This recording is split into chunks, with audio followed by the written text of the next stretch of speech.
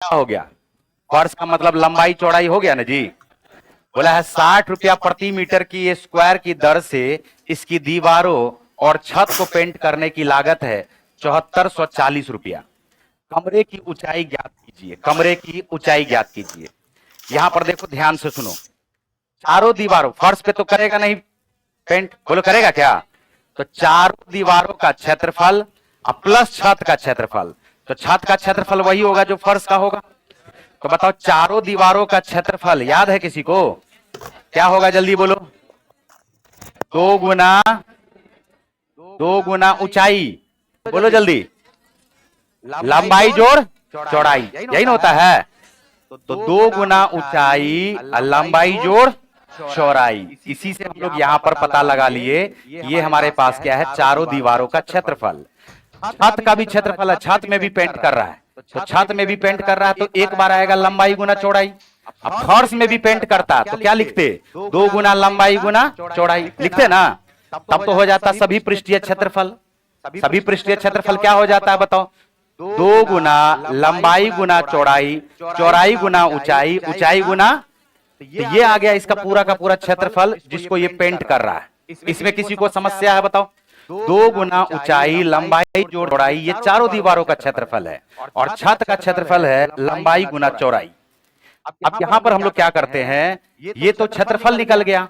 Total 1 metre square पर 60 रुपया खर्च हो रहा है। तो बताओ 7440 रुपया अगर खर्च हो रहा है तो कितना मीटर स्क्वायर के लिए खर्च हो रहा है? तो हम यहां से क्या करते हैं, या तो यही लिख दो 7440, अब बटे क्या लिख दोगे बताओ? 60।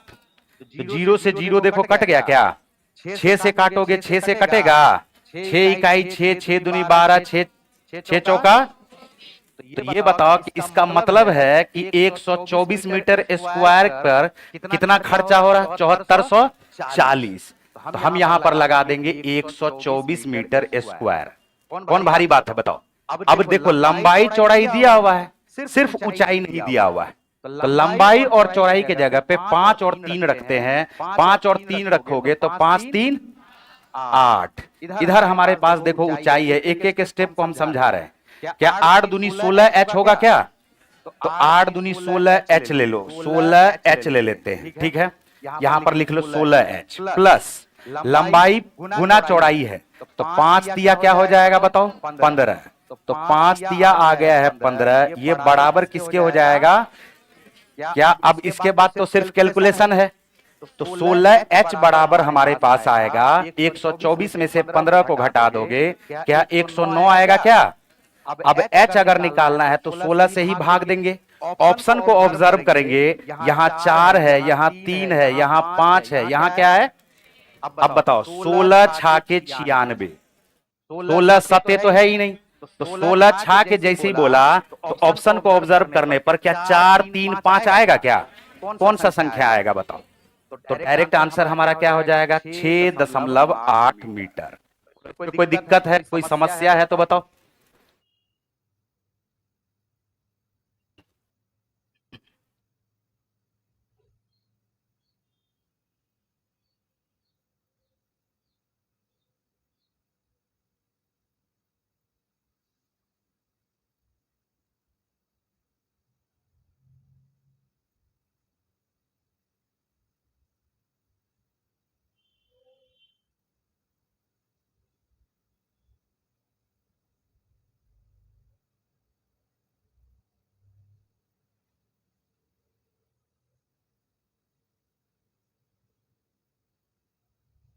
चारों दीवारों का क्षेत्रफल याद है ना? 2 गुना ऊंचाई गुना लंबाई जोड़ चौड़ाई, और छत का क्षेत्रफल होगा लंबाई गुना चौड़ाई। तो कुल आ जाएगा हमारे पास 124। कैसे आया 124? 7440 रुपया खर्च हो रहा है 1 मीटर स्क्वायर पर। 1 मीटर स्क्वायर पर 7440 रुपया खर्च हो रहा है। 1 मीटर स्क्वायर पर 60 रुपया खर्च हो रहा है, तो 7440 मीटर स्क्वायर खर्च होने के लिए हम 60 से जैसे इसको भाग लगाएंगे तो आ जाएगा 124 मीटर स्क्वायर। इसी 124 को इसके बराबर कर दिए, बाकी सॉल्व कर लिए। चले आगे। देखो 8वां नंबर का क्वेश्चन देखो। क्वेश्चन कह रहा है कि एक समानांतर चतुर्भुज है ए बी सी डी, जिसमें एडी और एसी के मध्य बिंदु को मिलाने वाली रेखा की लंबाई 2 इकाई है। यदि समांतर चतुर्भुज का परिमाप 20 इकाई दिया हुआ है तो एडी की लंबाई ज्ञात करें। जैसे ही बोला समांतर चतुर्भुज, तो समांतर चतुर्भुज हमारे दिमाग में आ जाना चाहिए कि समांतर चतुर्भुज होता क्या है। तो समांतर चतुर्भुज क्या होता है, याद है किसी को? वैसा चतुर्भुज जिसके आमने सामने की भुजा बराबर तथा समानांतर हो। बोलो, इसमें किसी को कोई दिक्कत है? बिल्कुल दिक्कत नहीं होना चाहिए। ये हमारे पास है ए बी सी और डी। ए बी सी और क्या है, डी है। ठीक है, कहा यह जा रहा है कि एडी और एसी का मध्य बिंदु, एसी का मतलब हो गया ये इसका विकर्ण हो गया, नहीं हो गया। अब एडी का मध्य बिंदु, एडी का जो मध्य बिंदु है, एडी का मध्य बिंदु और एसी का मध्य बिंदु, किसका मध्य बिंदु? एसी विकर्ण का मध्य बिंदु। तो मिलाने वाली जो रेखा है इसका लेंथ दिया हुआ 2 इकाई। हमसे क्वेश्चन में पूछा जा रहा है, बताइए एडी का लेंथ कैसे निकलेगा। एक थ्योरम होता है मिड पॉइंट थ्योरम, जो ज्योमेट्री में होता है। इस पे ध्यान देना, किसी भी त्रिभुज के जो लिखना चाहते हो उसको लिख सकते हो। Mid point theorem most important theorem है, लिख लो मिड पॉइंट थ्योरम। लिखो मध्य बिंदु प्रमेय, mid point theorem, mid point theorem, मध्य बिंदु प्रमेय, मध्य बिंदु प्रमेय, मध्य बिंदु प्रमेय। किसी त्रिभुज के, किसी त्रिभुज के, किसी त्रिभुज के दो भुजाओं के, किसी त्रिभुज के दो भुजाओं के मध्य बिंदु को मिलाने वाली रेखा, किसी त्रिभुज के दो भुजाओं के मध्य बिंदु को मिलाने वाली रेखा, मिलाने वाली रेखा तीसरी भुजा के, तीसरी भुजा के समांतर, समांतर तथा आधी होती है। तीसरी भुजा के समांतर तथा आधी होती है। मध्य बिंदु प्रमेय, किसी त्रिभुज के दो भुजाओं के मध्य बिंदु को मिलाने वाली रेखा तीसरी भुजा के समांतर तथा आधी होती है। यहां बताओ, जैसे ही इस त्रिभुज में बात करते हैं, क्या है हमारे पास? A D C. क्या ये त्रिभुज दिख रहा है क्या? और इस त्रिभुज के दो भुजाओं के मध्य बिंदु को अगर मिला दिया जाए तो तीसरी भुजा के समांतर तथा आधी होगी क्या? अगर डीसी का आधा 2 है, अगर डीसी का आधा 2 है तो बताओ डीसी का क्या लेंथ होगा? 4। और डीसी का अगर 4 लेंथ है तो एबी का भी क्या लेंथ होगा? एडी का लेंथ अगर x मानोगे तो बीसी का लेंथ क्या मानना पड़ेगा? अब बताओ, क्या इसका परिमाप नहीं निकलेगा क्या? तो परिमाप बोलोगे x plus x plus 4 plus 4, तो x प्लस x हो गया 2x, 4 4 8। तो यही हो गया परिमाप। और परिमाप हमारे पास क्या दिया हुआ है? 20। परिमाप दिया हुआ है 20। जल्दी बताओ, क्या 2x का लेंथ 12 आएगा क्या? और 2x का लेंथ अगर 12 आएगा तो x का लेंथ क्या आएगा? और x हमने किसका लेंथ माना था? AD का। तो बताओ AD का लेंथ क्या आ गया? 6 इकाई। कोई दिक्कत इसमें बताओ?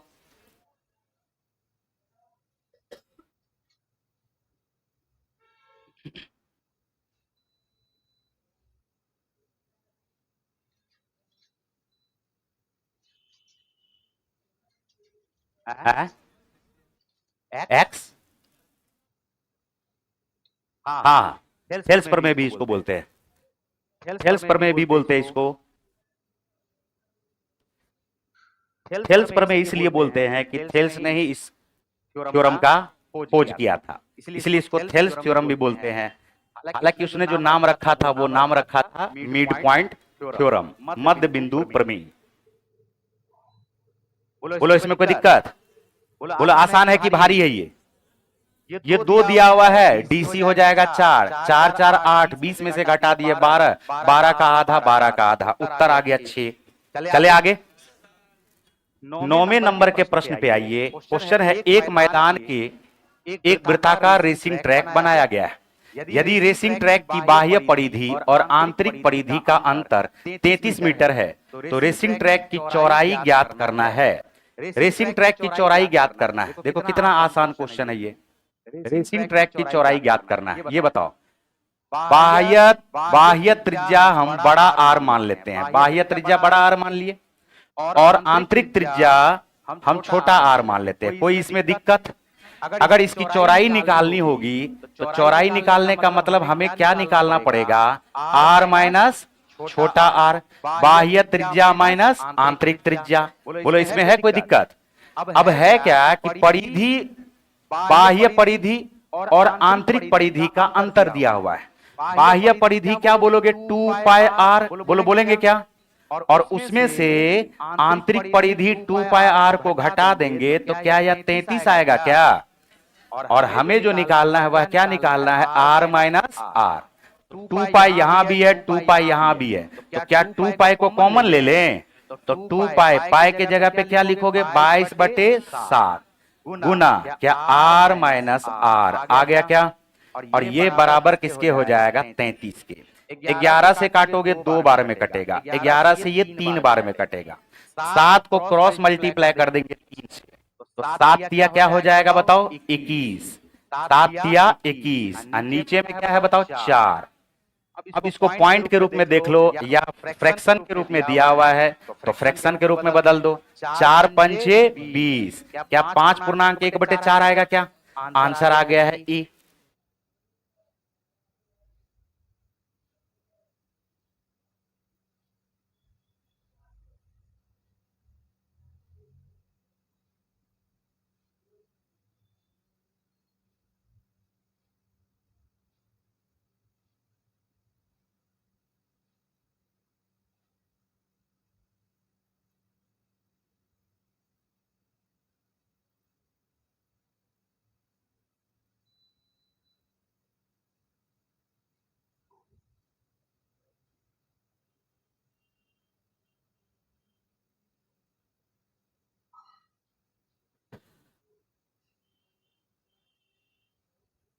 चले आगे।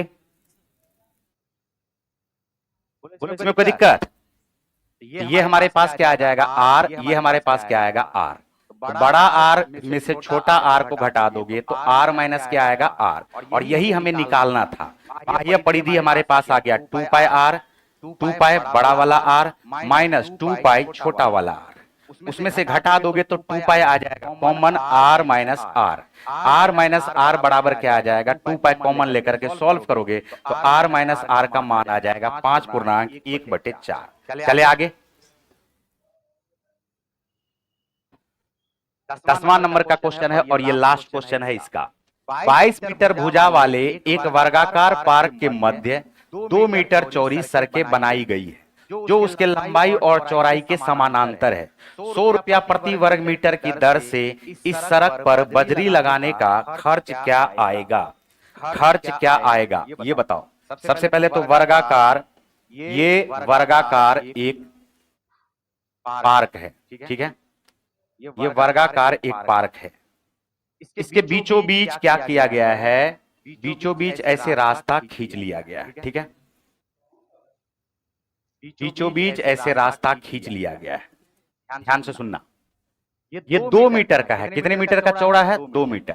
लेकिन 22 मीटर इसका क्या है बताओ? 22 मीटर इसका भुजा है। तो 22 मीटर अगर भुजा है, बात पे थोड़ा सा गौर करोगे, ये बोला 100 रुपया प्रति वर्ग मीटर की दर से इस पर बजरी बिछाना है। हम यहां से इसका क्षेत्रफल निकालते हैं, इस रास्ते का क्षेत्रफल निकालते हैं। तो रास्ते का जब क्षेत्रफल निकालेंगे तो लंबाई तो इसका 22 ही रहेगा। लंबाई क्या रहेगा? लेकिन चौड़ाई क्या हो जाएगा? 2। चौड़ाई क्या होगा? 2। इसी तरह से इसका भी क्षेत्रफल निकालोगे तो लंबाई तो 22 ही रहेगा, चौड़ाई क्या हो जाएगा? 2। लेकिन जब हमने दोनों का क्षेत्रफल कंबाइंड निकाला तो एक बार क्या हुआ कि ये वाला जो क्षेत्रफल है वो दोबारा गिनती हो गया। क्या हो गया? तो हम ऐसा करेंगे कि इसका क्षेत्रफल प्लस इसके क्षेत्रफल में से एक बार इसके क्षेत्रफल को क्या करेंगे? माइनस कर देंगे। तो पूरे के पूरे रास्ते का क्षेत्रफल आ जाएगा। बोलो। तो हम बोलेंगे 22 गुना 2। 22 गुना क्या हो गया? 2। और ऐसा ऐसा एक और रास्ता है तो फिर से किससे गुना कर देंगे? 2 से। बोलो कर देंगे क्या? और उसमें से हम माइनस किसको कर देंगे? तो ये 2 है, ये भी क्या है 2, तो 2 मीटर का एक वर्ग दिख रहा है हमें। क्या 2 को 2 से गुना कर देंगे, भुजा का स्क्वायर कर देंगे तो क्षेत्रफल निकल जाएगा क्या?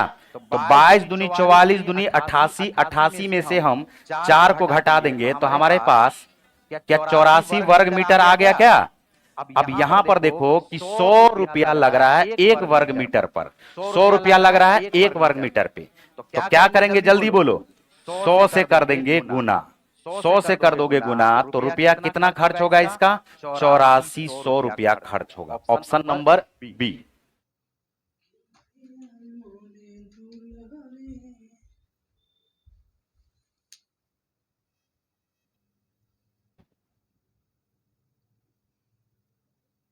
चले आगे, चलो स्टार्ट होगा। अब लिख लिए? इसमें कोई दिक्कत हो तो बताओ।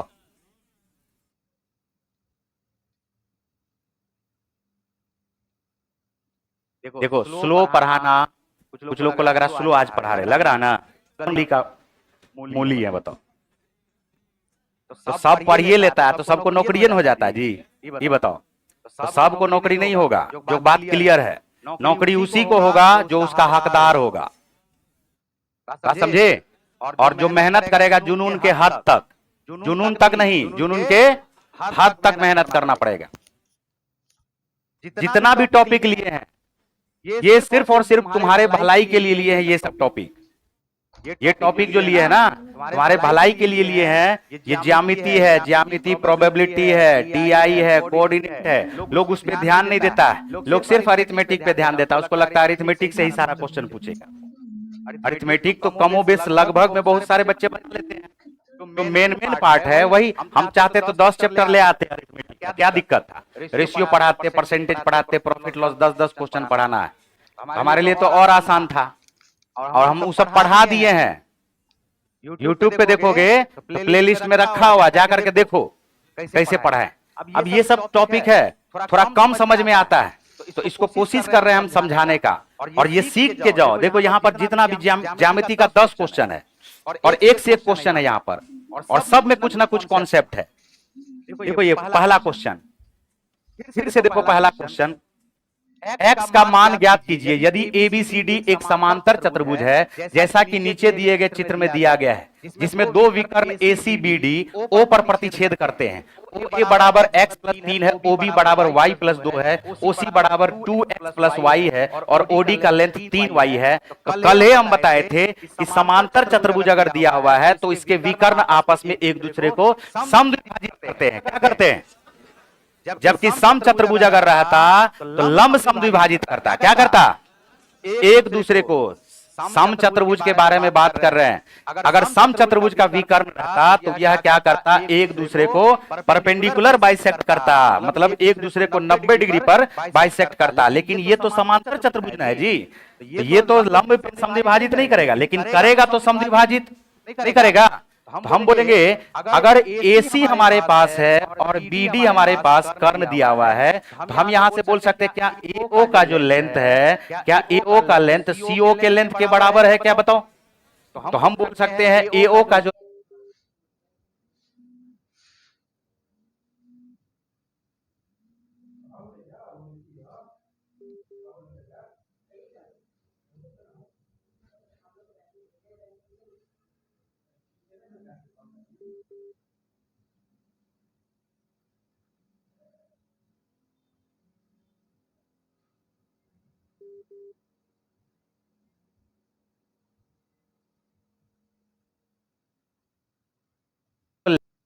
यह CO के बराबर है। AO का लेंथ हमारे पास x प्लस 3 है और CO का लेंथ हमारे पास क्या दिया हुआ बताओ? 2x प्लस y है। 2x प्लस y है। क्या बताओ x और y का रिलेशन यहां से निकलेगा कि नहीं निकलेगा? x और y का रिलेशन निकलेगा। x को घटा दोगे तो 3 जो बराबर आएगा, क्या x प्लस y के बराबर में 3 आएगा क्या? रुको अभी, इससे x और y नहीं निकला, फिर थोड़ा आगे बढ़ते हैं। BD है, जैसे BD दिया हुआ है तो हम बोलेंगे क्या DO का जो लेंथ है क्या OB के लेंथ के बराबर है क्या? तो DO हमारे पास 3y है और OB हमारे पास DO का लेंथ या OB के बराबर है। तो हम बोलेंगे कि ये जो हमारे पास 3y है यह किसके बराबर है, y प्लस 2 के बराबर है। बोलो बराबर है क्या? y जैसे ही घटेगा तो ये आ जाएगा 2y बराबर 2 के। तो बताओ y का लेंथ क्या आया, a। y का लेंथ क्या आया, और जैसे ही उठा के y का लेंथ 1 रखोगे तो जल्दी बताओ x का लेंथ क्या आएगा। तो उत्तर क्या आ गया बताओ, e। क्या इसमें समस्या है? बोलो है समस्या कोई? लिख लो इसको। है क्या होगा? एक में 2 ही जोड़ोगे तब ना 3 आएगा।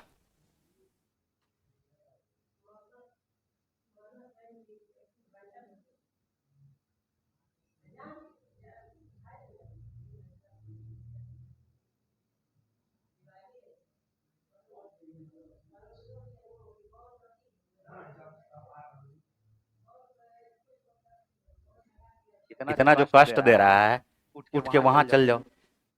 झूठे से मुंडी को हिला रहा है।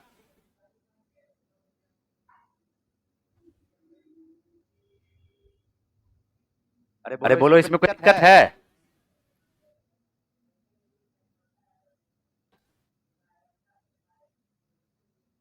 सिर्फ दोनों विकर्ण को समद्विभाजित करता है, एक सिंपल सा कॉन्सेप्ट पे ये क्वेश्चन बन गया। चले आगे, दूसरा नंबर का क्वेश्चन देखो। देखो दूसरा नंबर का क्वेश्चन, बात पे ध्यान देना। देखो अभी जो हम बोल रहे हैं ये हमारे पास क्या है, ए बी सी। जो हम अभी लिखाने जा रहे हैं इसी को बोलते हैं थेल्स प्रमेय, और थेल्स प्रमेय से ही मिड पॉइंट थ्योरम भी निकला। मिड पॉइंट थ्योरम अभी अभी लिखाए थे ना। देखो यहाँ पर थेल्स प्रमेय हम अभी लिखा रहे हैं, इसको उधर छोड़ो, साइड छोड़ो। कोई किसी भी भुजा के समानांतर अगर एक रेखा खींच दो त्रिभुज के अंदर, किसी भी भुजा के समानांतर, जैसे हमने बीसी के समानांतर खींच दिया है डी, बीसी के समानांतर हमने क्या खींच दिया है, डी। बात पे ध्यान देना, जैसे ही बीसी के समानांतर डी हमने खींच दिया तो देखो होता क्या सब है, दो गो त्रिभुज बना, एक छोटा वाला एडीई और दूसरा त्रिभुज क्या बना है जल्दी बताओ। बोलेंगे ए बी सी। तो इसमें ए कॉमन है, छोटा वाले में भी और बड़े वाले में भी। और जब दो भुजा समानांतर होता है तो उसके संगत कोण आपस में बराबर होते हैं क्या? संगत कोण आपस में बराबर होते हैं क्या? इसी को ना संगत कोण कहा जाता है जी। इसका संगत कोण ये हो जाएगा, इसका संगत कोण ये हो जाएगा नीचे वाला। तो संगत कोण जब आपस में बराबर हो गए तो कितना ट्रायंगल, कितना एंगल बराबर हो गया दोनों में? बोलोगे तीनों का तीनों एंगल बराबर हो गया। तीनों का तीनों एंगल क्या हो गया? और जब तीनों एंगल बराबर हो गया तो एक रूल है, जिस रूल को कहा जाता है ट्रिपल ए का रूल, एंगल एंगल एंगल। जब तीन एंगल बराबर हो जाए, अगर दो भी एंगल बराबर हो गया ना तो तीसरा एंगल अपने आप बराबर हो जाता है। इसलिए इसको दोनों रूल कहा जाता है, या तो डबल ए का रूल या तो ट्रिपल ए का रूल। तो ट्रिपल ए के रूल से दो त्रिभुज जो हमारे पास है ए बी सी, ये या ए डी सी ई पहले लिख लेते हैं, ए डी ई, यह समरूप हो जाता है किसके? ए बी सी के। इसके समरूप हो जाएगा ए बी सी के। और जैसे ही समरूप हो जाता है, जैसे ही दो त्रिभुज समरूप हो जाए तो उसके संगत भुजा का अनुपात बराबर होता है। किसका बराबर होता है? संगत भुजा का अनुपात बराबर होता है। जैसे ए डी ई जो हमने लिखा है, इसका संगत भुजा ए डी, तो इसका संगत भुजा क्या आएगा? A B. तो एडी का रेशियो, बात पे ध्यान देना, एडी का रेशियो एबी के साथ वही होगा जो डीई का रेशियो, डीई का रेशियो बीसी के साथ होगा। जो डीई का रेशियो किसके साथ होगा? बीसी के साथ होगा। और वही रेशियो होगा जो एई का रेशियो एसी के साथ होगा। एई का रेशियो किसके साथ होगा? एसी के साथ होगा। क्या ये बात आया समझ में? क्या हमने लिख दिया जल्दी बताओ। दूसरा पॉइंट इसमें एक इंपॉर्टेंट पॉइंट है, इस पे ध्यान देना। कुछ लोग इस पे ध्यान नहीं देते। देखो एडी का रेशियो डीबी के साथ, एडी का रेशियो किसके साथ? इस बार संगत भुजा नहीं है ये, इस बार ये है एडी का रेशियो किसके साथ? डीबी के साथ। वही होगा जो एई का रेशियो किसके साथ? एई का रेशियो ईसी के साथ। लेकिन कुछ लोग अपना दिमाग लगा देते हैं, उसका कहना है कि डीई का जो रेशियो है यहां भी बराबर कर दीजिए बीसी के साथ, जो बिल्कुल भी बराबर नहीं होता है, जो बिल्कुल भी बराबर नहीं होता है। क्या ये पॉइंट समझ में आ रहा है क्या? हमने कहा संगत भुजा का अनुपात एडी का रेशियो एबी के साथ वही होगा जो एई का रेशियो एसी के साथ होगा, डीई का रेशियो वही होगा जो बीसी के साथ होगा। लेकिन एडी बटे डीबी बराबर एई बटे ईसी जरूर होगा, लेकिन बराबर नहीं होगा डीई बटे बीसी के। क्या ये बात आ रहा समझ में? और इसी से अभी अभी हमने बताया mid point theorem. Mid point theorem का मतलब क्या, ये दोनों बराबर है क्या? देखो दोनों बराबर है क्या? दो भुजाओं के मध्य बिंदु को मिलाने वाली रेखा हमने यहां पर अभी अभी लिखाया था। यह क्या होता है? तीसरी भुजा के समांतर तथा आधी। कैसे पता चला? तो यहां पर बात पे ध्यान देना। हमने क्या कहा कि दो भुजा का मध्य बिंदु, ये जो दो भुजा का मध्य बिंदु है, जैसे ही मिलाओगे, अगर एडी हमारे पास एक है और डीबी हमारे पास एक है, ये ए ई हमारे पास एक है और ईसी हमारे पास एक है, ये एक एक कैसे आ गया? जब मध्य बिंदु को मिला रहे हैं तो इसका मतलब है कि एसी का ये आधा होगा। एसी का ये क्या होगा?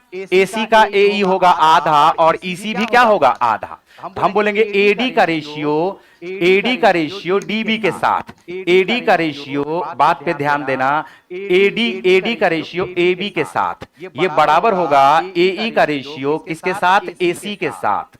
बात समझ में आ रहा है?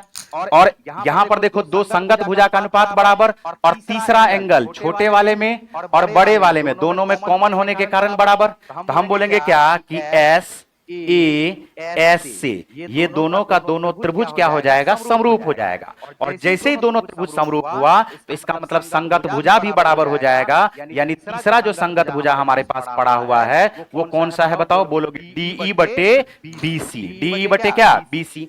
ये हमारे पास एक है और ये रेशियो हमारे पास दो है। तो बताओ डीई का रेशियो बीसी के साथ क्या हो जाएगा? तो बोलोगे वही होगा जो इन दोनों का है, एक अनुपात दो ही हो जाएगा क्या? अब डीई का रेशियो बीसी के साथ एक अनुपात दो होगा तो बीसी का जो मान हो जाएगा वह हो जाएगा 2 गुना डीई। 2 गुना क्या आ जाएगा? डी। अभी अभी हमने कहा कि दो भुजा के मध्य बिंदु को मिलाने वाली रेखा तीसरी भुजा के समानांतर तथा आधी होती है, यानी तीसरी भुजा के समानांतर डीई बराबर हम लोग लिख सकते हैं हाफ ऑफ बीसी। बोलो, लिख सकते हैं क्या? और जैसे ही संगत कोण भी बराबर हो जाएगा, संगत कोण भी बराबर हो जाएगा, तो दो समांतर भुजा अगर है तो संगत कोण बराबर, लेकिन दो संगत कोण बराबर है तो ये दोनों भुजा समांतर होगा कि नहीं होगा? बताओ, ये दोनों प्रूफ हुआ कि नहीं हुआ? इसी को कहते हैं मिड पॉइंट थ्योरम और इसी को क्या कहते हैं? थेल्स प्रमेय। कुछ बात आए समझ में? लेकिन इस बात को ध्यान रखना है, थोड़ा सा जल्दी से इसको लिख लो। अब आते हैं क्वेश्चन पे। ये अलग अलग चीज है तो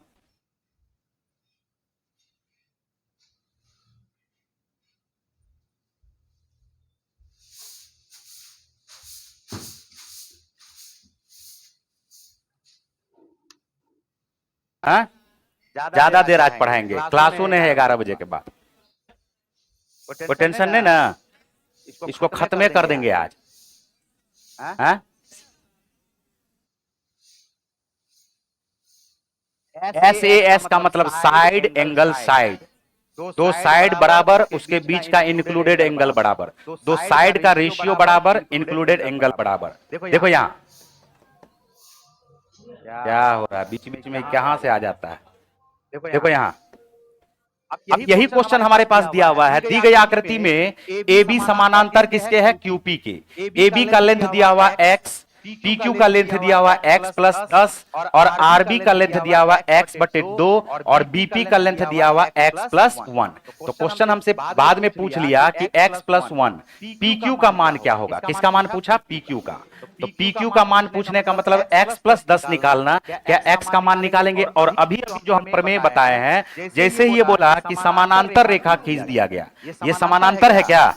तो समानांतर रेखा अगर खींच दिया गया तो हमने कहा कि दो त्रिभुज समरूप बनेगा। एक छोटा वाला त्रिभुज ए बी आर है और एक बड़ा वाला त्रिभुज आर क्यू बी है। और अभी अभी हमने एक प्रमेय बताया था कि यहां पर आर बी का रेशियो आर पी के साथ वही होगा के साथ हो पाएगा क्या? अभी बोले थे ना नहीं होगा, उस पे जोड़ देकर के बोले थे ना कि नहीं होगा बराबर। तो बताओ बराबर अगर करना है तो क्या, जैसे ही हमने देखा कि ये समानांतर रेखा खींचा हुआ है तो आरबी का रेशियो आरपी के साथ, आरबी का रेशियो हम लिख देते हैं आरपी के साथ वही होगा जो एबी का रेशियो किसके साथ होगा? क्यूपी के साथ होगा। बोलो होगा क्या? बस मान रखो यहां पर आरबी हमारे पास है x बटे 2 और आरपी हमारे पास होगा इस दोनों का योगफल, इस दोनों का योगफल। तो x प्लस एक्स बटे 2 को जोड़ोगे, ए गो x है, आधा गो x है, तो 1.5 गो x हुआ जी। 1.5 गो x का मतलब 3/2x। क्या ये हमारे पास 3/2x प्लस 1 हो जाएगा क्या? नहीं होगा। दो एक में गुना होकर कितने बदल जाएगा? 2 में। अब इसके ऊपर में ये 2 नीचे चला आएगा, इसका नीचे में 2, इसके नीचे में 2, 2 कट गया, ये x कट गया, तो 1/3x प्लस 2 बराबर 1/x प्लस 10। तो बताओ 3x प्लस 2 का जो मान है क्या x प्लस 10 के बराबर है क्या? x को घटा दोगे 3x में से तो 2x आएगा, और 10 में से 2 को घटा दोगे 8 आएगा। x का मान क्या होगा? जैसे ही x का मान आ गया 4, तो जल्दी बताओ PQ का मान क्या होगा? x प्लस 10, 4 में 10 को जोड़ देंगे, उत्तर क्या आ जाएगा? 14 इकाई। आंसर आ गया D।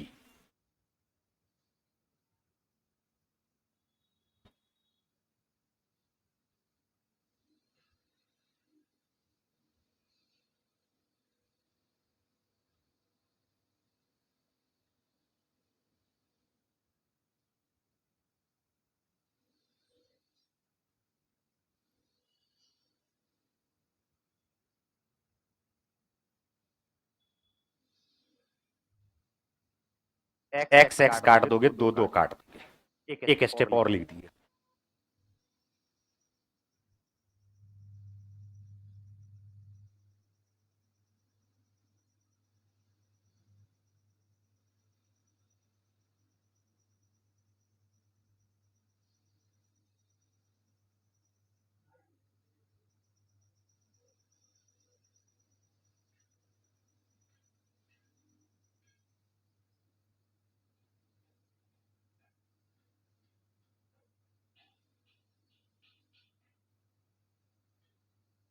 आरपी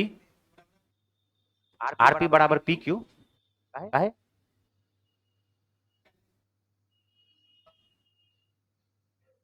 थेल्स प्रमेय लगाओ ना सीधा। आरपी बराबर PQ के क्यों होगा? PQ के तब होता जब ये दोनों समद्विबाहु त्रिभुज होता। समद्विबाहु त्रिभुज कहां है? रेशियो अलग चीज है, बराबर होना अलग चीज है। रेशियो अलग चीज है, बराबर होना अलग चीज है।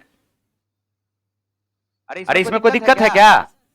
ये समझ में आया ना कि अभी अभी थेल्स प्रमेय बताया, आरबी का रेशियो आरपी के साथ वही होगा जो एबी का रेशियो क्यूपी के साथ होगा। बात खत्म। चलो अगले क्वेश्चन पे आते हैं। तीसरा नंबर देखो तीसरा नंबर का क्वेश्चन। तीसरा नंबर का क्वेश्चन है, फिर देखो 2 समरूप त्रिभुज दे दिया। जब भी 2 समरूप त्रिभुज हो, एक चीज और सुन लो, जब भी 2 त्रिभुज समरूप हो, अगर ये हमारे पास दिया हुआ है, अगर ये हमारे पास दिया हुआ है 2 ट्रायंगल है, ये है ABC, ये हमारे पास है DEF।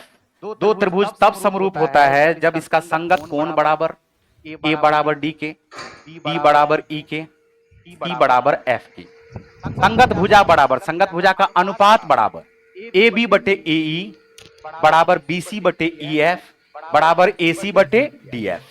तो इस कंडीशन में ये दोनों त्रिभुज क्या कहलाता? समरूप। और जब भी समरूप हो जाएगा तो याद रखना, किसी भी कोरस्पॉन्डिंग साइड का रेशियो, साइड का रेशियो तो बराबर होगा ही होगा, साइड का रेशियो तो बराबर होगा ही होगा। AB का रेशियो DE के साथ, BC का रेशियो EF के साथ, ये AC का रेशियो DF के साथ, ये तो बराबर होगा ही होगा। इसमें कुछ खींच दो, सबका रेशियो सेम ही आएगा। कुछ खींचने का मतलब ये नहीं कि इसका हम माध्यिका खींच रहे हैं और इसका हम शीर्षलंब खींच रहे हैं। इसका माध्यिका M1 है तो इसका माध्यिका क्या होगा? मान लो M2। तो दोनों का माध्यिका का भी रेशियो वही होगा, सेम। बात कुछ आ रहा समझ में? शीर्षलंब अगर खींच दोगे, यहां से अगर शीर्षलंब खींच देते हैं, अगर शीर्षलंब खींच देते हैं A1 और शीर्षलंब यहां से खींच देते हैं A2, तो इसका भी रेशियो वही होगा, A1 बटे A2। कुछ भी खींच दोगे इसके अंदर, लेकिन दोनों सेम चीज होना चाहिए। ऐसा नहीं कि इसका माध्यिका इसका एल्टीट्यूड खींच दिए, इसका माध्यिका तो इसका भी माध्यिका, इसका एल्टीट्यूड तो इसका भी एल्टीट्यूड। और साथ साथ एक बात और याद रखना, परिमाप किसका? ABC का। परिमाप ABC का, परिमाप DEF का, ये इसका भी जो रेशियो होगा वो भी क्या होगा? वो इसके भुजा के स्क्वायर के रेशियो के बराबर होगा। भुजा के स्क्वायर के रेशियो के बराबर होगा। एरिया ऑफ निकलेगा तो इधर पी क्यू का ना मान, और एक्स वाई दिया हुआ है 12, तो बताओ पी क्यू का मान क्या निकलेगा? 12 दूनी, उत्तर आ गया 24 सेंटीमीटर।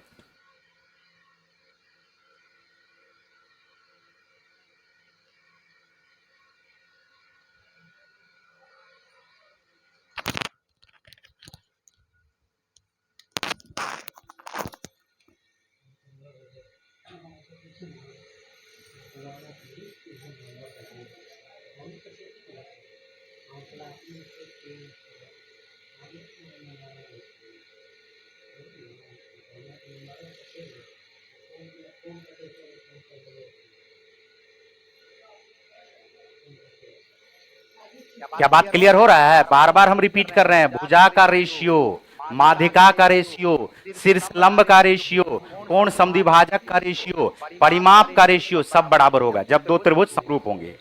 ठीक, एरिया का जो रेशियो होगा, क्षेत्रफल का जो रेशियो होगा, चाहे वो भुजा का रेशियो हो, माध्यिका का रेशियो हो, परिमाप का रेशियो हो, उन सब का कोई भी रेशियो जो दिया हुआ हो उसके स्क्वायर के बराबर होगा। अगर माध्यिका इसमें दे देता, बोलता माध्यिका है इसका 12 सेंटीमीटर, 24 से 48 सेंटीमीटर, और इसका माध्यिका है 24 सेंटीमीटर, तो बोलता भुजा का रेशियो निकालिए, तब भी निकाल लेते आराम से। माध्यिका देकर के एरिया भी पूछ सकता है क्या? बिल्कुल पूछ सकता है।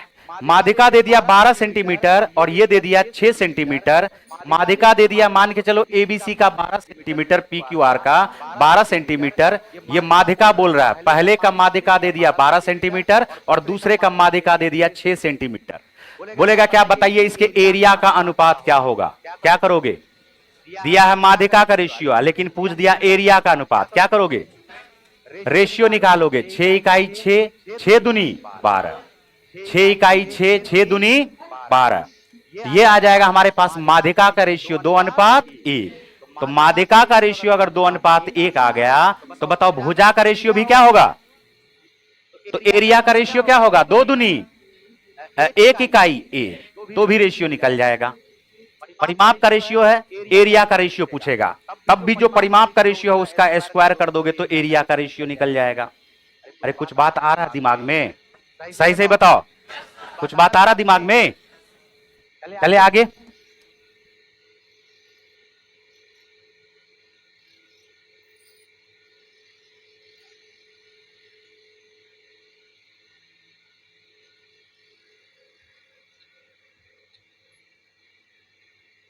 इकाई वाले भुजा की एक समबाहु त्रिभुज के परिवृत्त की त्रिज्या क्या है? अब देखो ये परिवृत्त की त्रिज्या है।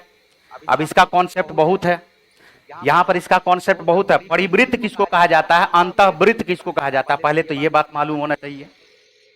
कोई भी त्रिभुज है, किसी भी त्रिभुज है, बात पे ध्यान देना, किसी भी त्रिभुज के, किसी भी त्रिभुज के, किसी भी त्रिभुज के,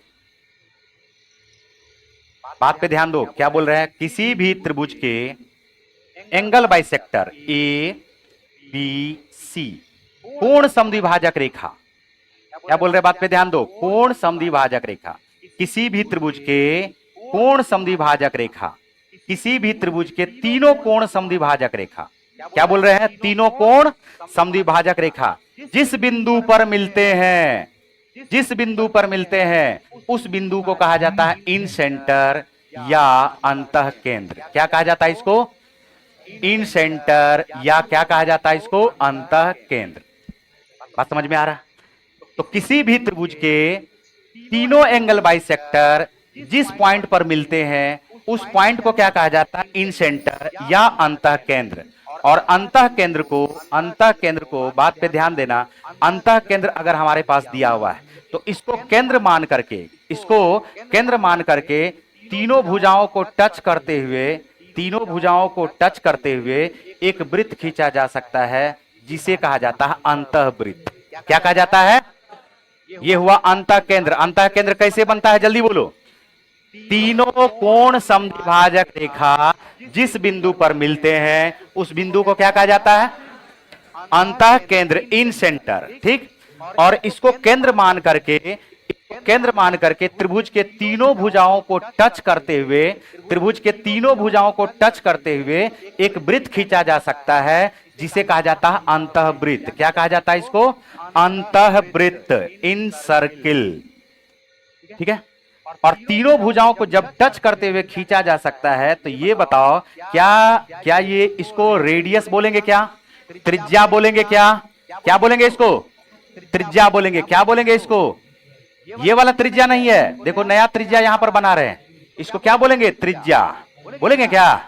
असल में इसको त्रिज्या नहीं, अंतः त्रिज्या बोलेंगे। क्या बोलेंगे इसको? अंतः त्रिज्या या अंतःवृत्त की त्रिज्या। और इसी को कहा जाता है इन रेडियस। क्या कहा जाता है इसको? इन रेडियस, जिसको डिनोट किया जाता है छोटा आर से। किसे डिनोट किया जाता है? अंतःवृत्त की त्रिज्या। ये क्या कहलाता है? अंतः त्रिज्या।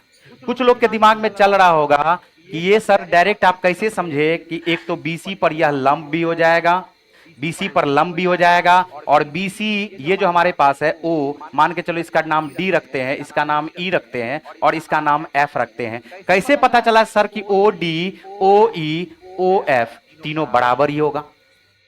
तीनों बराबर ही होगा। कैसे पता चला? तो पता चलेगा, देखो ऐसे पता चलेगा, बात पे ध्यान दो, बिल्कुल पता चलेगा। क्या एक बात पता है क्या कि ये जो है किसी भी बिंदु से अगर दो स्पर्श रेखाएं खींची जाए तो ये दोनों का दोनों स्पर्श रेखा बराबर होगा। दोनों का दोनों स्पर्श रेखा क्या होगा? और जैसे ही दोनों स्पर्श रेखा बराबर होगा तो यहां से इस स्पर्श रेखा पर खींचा गया लंब, इस स्पर्श रेखा पर खींचा गया लंब, ये दोनों भी क्या होगा? जल्दी बोलो, बराबर होगा कि नहीं होगा? बोलो बराबर होगा। बस वही बात है। देखो थोड़ा सा इसको देखो गौर से, ये हमारे पास क्या है? ए बिंदु है। ये क्या है? ए बिंदु। इस सर्किल के बाहर में ए बिंदु है। क्या हम बोल सकते ए एफ बराबर ए ई के होगा? ये स्पर्श रेखा दिख रहा है, और जैसे ही स्पर्श रेखा दिख रहा है तो इस स्पर्श रेखा पर केंद्र से कितना डिग्री का कोण बनेगा जी? कितना डिग्री का कोण बनेगा? बताओ। तो ये दोनों बराबर हुआ, और इसी तरह से ये तीसरा भी बराबर होगा क्या? इसी को क्या कहा जाता है? इन रेडियस, अंतः त्रिज्या। और अंतः त्रिज्या के बारे में बात कर रहे हैं, ये इन सेंटर है, इसको कहा जाता है इन सेंटर। दो तीन प्रकार का इसमें क्वेश्चन पूछा जाएगा। किसी भी त्रिभुज में अगर अंतः त्रिज्या निकालना हो, किसी भी त्रिभुज में अगर अंतः त्रिज्या निकालना हो, तो हम बोलते त्रिभुज का क्षेत्रफल बटे सेमी पेरीमीटर कर देंगे। त्रिभुज का क्षेत्रफल बटे क्या कर देंगे हम लोग? अर्ध परिमाप। अर्ध परिमाप देखो साबित सबको किया जा सकता है, लेकिन इसमें टाइम लगेगा। तो हम यहां पर सिर्फ लिखा रहे हैं कि किसी भी त्रिभुज में इन रेडियस या अंतः त्रिज्या बराबर त्रिभुज का क्षेत्रफल बटे सेमी पेरीमीटर। कुछ स्पेशल त्रिभुज होता है जिसको कहा जाता है, एक तो समकोण त्रिभुज, और एक स्पेशल त्रिभुज होता है जिसको कहा जाता है समबाहु त्रिभुज। बोलो कहा जाता है क्या? तो समबाहु त्रिभुज और समकोण त्रिभुज, ये दोनों का दोनों क्या होता है? एक स्पेशल त्रिभुज है। इस पे भी ध्यान देना। हमने कहा कि ये समकोण त्रिभुज है। क्या है ये? समकोण त्रिभुज। तीन तरह से अंतः त्रिज्या को याद रखा जा सकता है, तीनों तरह से इसको याद रखोगे। क्या इसको याद रखोगे? तो किसी भी त्रिभुज में इन रेडियस बराबर त्रिभुज का क्षेत्रफल बटे सेमी पेरीमीटर। समकोण त्रिभुज में त्रिभुज का क्षेत्रफल, ये परपेंडिकुलर है, ये बेस है, ये हाइपोटेनियस है, कर्ण है। तो समकोण त्रिभुज में इन रेडियस बराबर बोलोगे perpendicular plus base minus hypotenuse का आधा। और समबाहु त्रिभुज में इन रेडियस बराबर त्रिभुज का एक भुजा बटे लिखोगे 2√3। इसको कहा जाता है, इसको याद रखोगे। इन रेडियस बराबर क्या होगा? त्रिभुज का क्षेत्रफल बटे सेमी पेरीमीटर। समकोण त्रिभुज में इन रेडियस बराबर क्या हो जाएगा? अंतः त्रिज्या बराबर लंब प्लस आधार माइनस कर्ण का आधा। और समबाहु त्रिभुज में इन रेडियस बराबर क्या हो जाएगा? भुजा बटे 2√3। भुजा बटे 2√3। जल्दी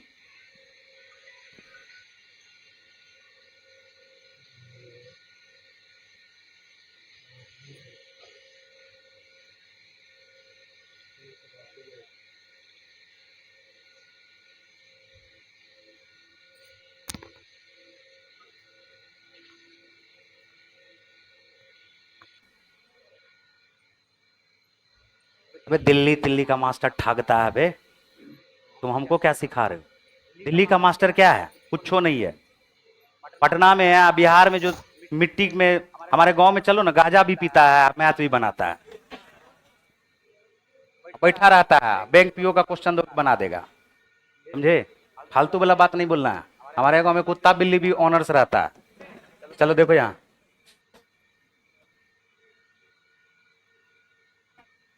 हाँ, अरे सही बोल रहे तुमको। ये जो गांव तुमको क्या है बताएंगे। बिहार, बिहार है, समझ रहे हो ना। सब यहीं से सीख के गया है, समझे। जो दिल्ली में पढ़ा रहा है, जो कोटा में पढ़ा रहा है, जो फलना जगह पढ़ा रहा है, सब यहीं से सीख के गया है। पहले पैदा लिया यही आया, पहले पटना में सीखा, फिर जाकर के वहां पढ़ा रहा है। फालतू वाला बात नहीं बोलना है। सबका बाप हम अपने हैं। लो देखो, एक त्रिभुज है, कोई भी त्रिभुज है, सुनो ध्यान से। एक होता है लंब समद्विभाजक रेखा। कौन सा होता है? लंब समद्विभाजक रेखा। ऐसा बिंदु जिससे सामने वाली भुजा को बाइसेक्ट भी कर दे, समद्विभाजित भी कर दे, और इस पर लंब भी हो। क्या हो? लंब भी हो। तो इस रेखा को कहा जाता है लंब समद्विभाजक रेखा। क्या बात बोल रहे हैं, ध्यान से सुनो। इस बिंदु से किसी बिंदु से सामने वाली भुजा को समद्विभाजित भी कर रहा है और लंब भी खींच रहा है। सामने वाली भुजा को समद्विभाजित भी कर रहा है और लंब खींच रहा है। सामने वाली भुजा पर यह लंब भी है और समद्विभाजित भी कर रहा है। तो इस कंडीशन में इस बिंदु को केंद्र मानते हुए, बात पे ध्यान दो, इस बिंदु को केंद्र मानते हुए एक यहां पर चाप रख करके इस त्रिभुज के शीर्ष से, त्रिभुज के तीनों शीर्ष से एक वृत्त खींचा जा सकता है, जिसे कहा जाता है परिवृत्त। क्या कहा जा सकता है इसको?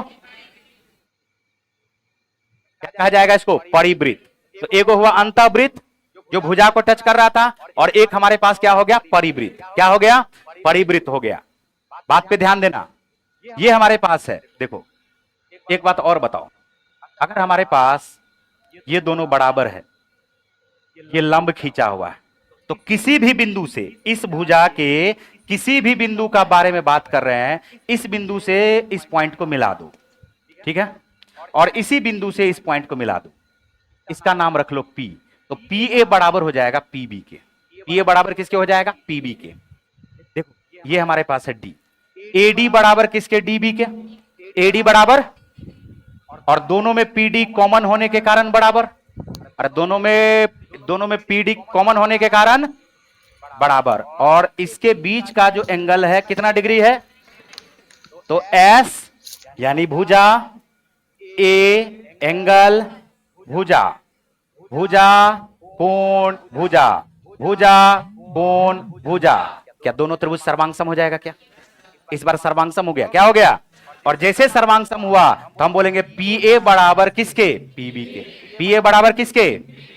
Q से खींच दो A और Q से खींच दो B, तो QA बराबर किसके? QA बराबर किसके? बस बात जो समझाना था, अब ये देखो हम समझा रहे हैं। यहां से जैसे हमारे पास ये A है, B है और क्या है? C है।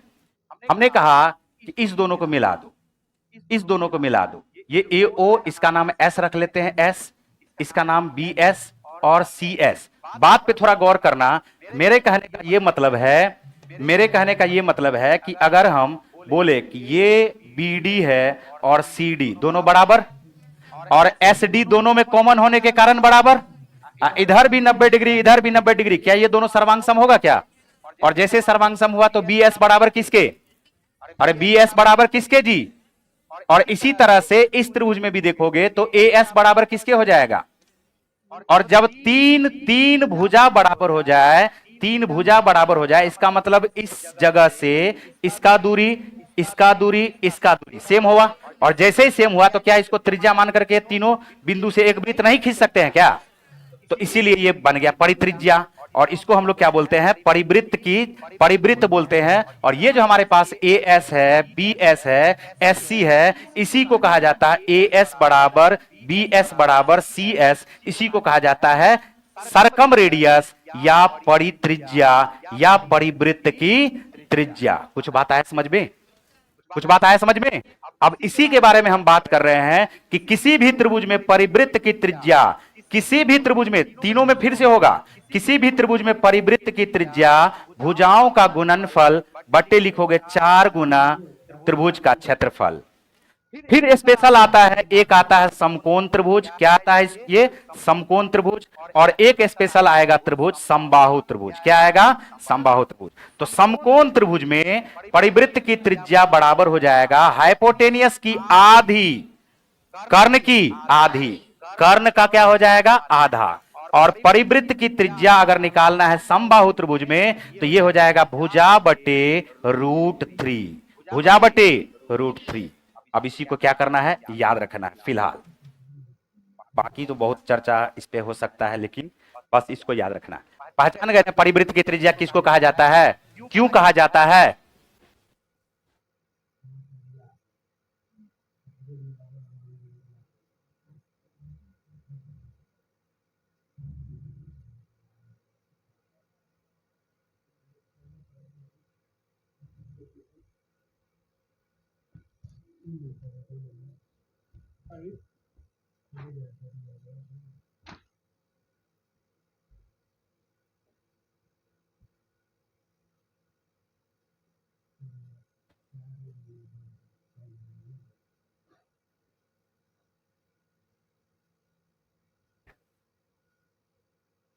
तीनों याद हुआ?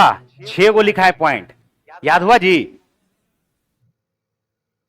चलो, रीजनिंग का बहुत डिमांड आ रहा है, बुलाओ सर को।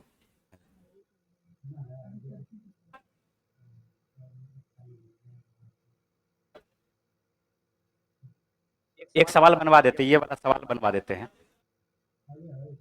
हाँ,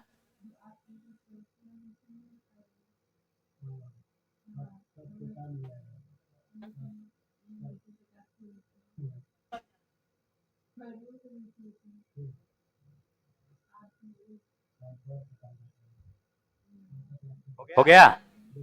बस एक सेकंड सर, एक क्वेश्चन बता देते हैं, आ जाइए आप। बढ़े जी, पहले एक बार खाली रिपीट कर दो जल्दी से। किसी भी त्रिभुज में इन रेडियस या अंतः त्रिज्या बराबर क्या होगा? जल्दी बोलो। अरे अब ये न लिखा है जी, गजब, भूल गया। किसी भी त्रिभुज में अंतः त्रिज्या बराबर त्रिभुज का क्षेत्रफल बटे अर्ध परिमाप। दो स्पेशल केस होगा। समकोण त्रिभुज में इन रेडियस बराबर क्या हो जाएगा? लंब प्लस आधार माइनस कर्ण का आधा, बोल होगा। और समबाहु त्रिभुज में इन रेडियस बराबर भुजा बटे 2√3, भुजा बटे 2√3। आ जाओ ऊपर, ये है सरकम रेडियस परित्रिज्या। परित्रिज्या बराबर होगा त्रिभुज के किसी भी त्रिभुज के बारे में बात कर रहे पहले। किसी भी त्रिभुज में भुजाओं का गुणनफल बटे 4 गुना क्या आ जाएगा? क्षेत्रफल। 4 गुना क्या आ जाएगा? लेकिन दो स्पेशल केस से ज्यादा क्वेश्चन रहता है। 90% क्वेश्चन जो पूछा है स्पेशल केस से पूछा है अभी तक में। ये बताओ, समकोण त्रिभुज में परिवृत्त की त्रिज्या बराबर क्या होगा? कर्ण की आधी। समबाहु त्रिभुज में परिवृत्त की त्रिज्या बराबर क्या होगा? a बटे √3। √3 इकाई वाले एक समबाहु त्रिभुज के परिवृत्त की त्रिज्या कितनी है? सेकेंडों नहीं लगेगा, आंसर आ गया। लेकिन उसके पीछे कितना चारा लॉजिक है, समझ में आया? समबाहु त्रिभुज में तो क्या बोलोगे? √3 a बटे क्या हो जाएगा? √3 अभी अभी लिखा के आए हैं, और a हमारे पास क्या होगा? √3। अब बटे क्या कर दोगे? √3। आंसर क्या आ जाएगा? e। बोलो हुआ क्या ना? आ जाइए सर।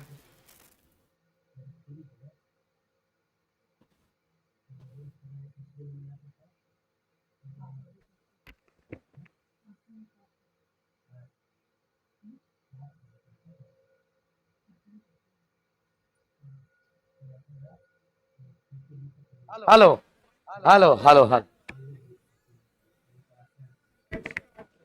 लो हम फिर आ गए। सब राजी खुशी है ना?